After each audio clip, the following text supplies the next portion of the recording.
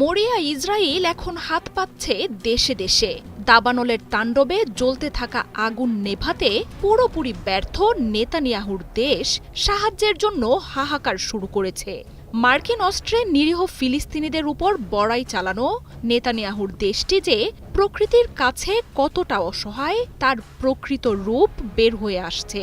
গাজায় নরক নামিয়ে আনার হুঁশিয়ারির বিপরীতে এখন সৃষ্টিকর্তা যেন ইসরায়েলের জন্যই খুলে দিলেন নরকের দরজা।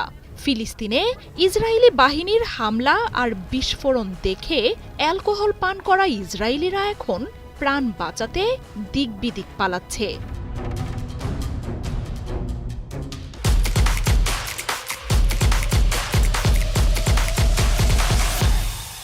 আগুন নেভাতে ব্যর্থ ইসরায়েল আন্তর্জাতিক সাহায্যের জন্য হাহাকার শুরু করেছে।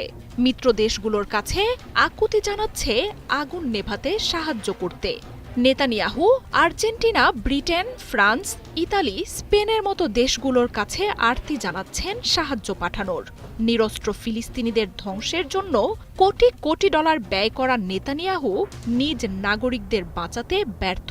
আর সরকারের এমন অবস্থা দেখে ক্ষোভে ফুঁসছে গোটা ইসরায়েল।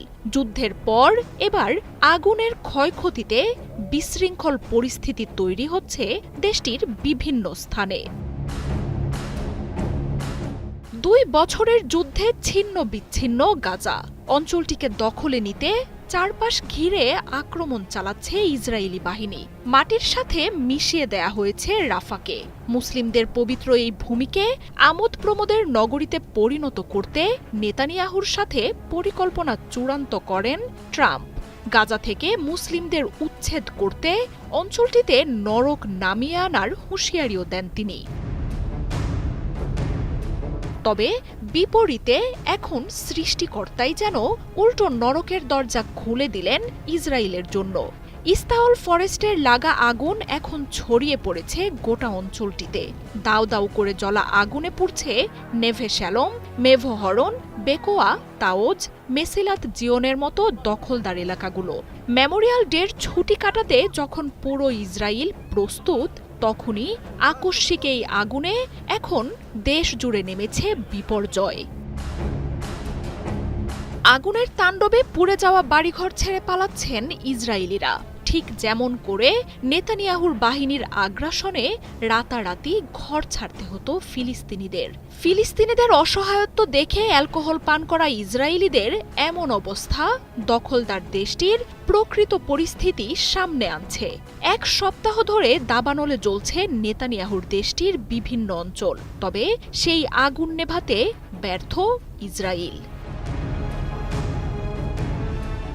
দাবানল নেভাতে নেতানিয়াহু মাঠে নামিয়েছে সামরিক বাহিনীকেও। সামরিক বাহিনীর বিমানকেও মোতায়েন করা হয়েছে আগুন নেভাতে। তবে নেতানিয়াহুর আগ্রাসী এই বাহিনীকে মারিয়ে দিয়েই নিয়ন্ত্রণহীনভাবে এগিয়ে চলেছে আগুন, পুড়িয়ে দিচ্ছে নিজের গতিপথের সবকিছুকে। মার্জিয়া উপমা, ৭১।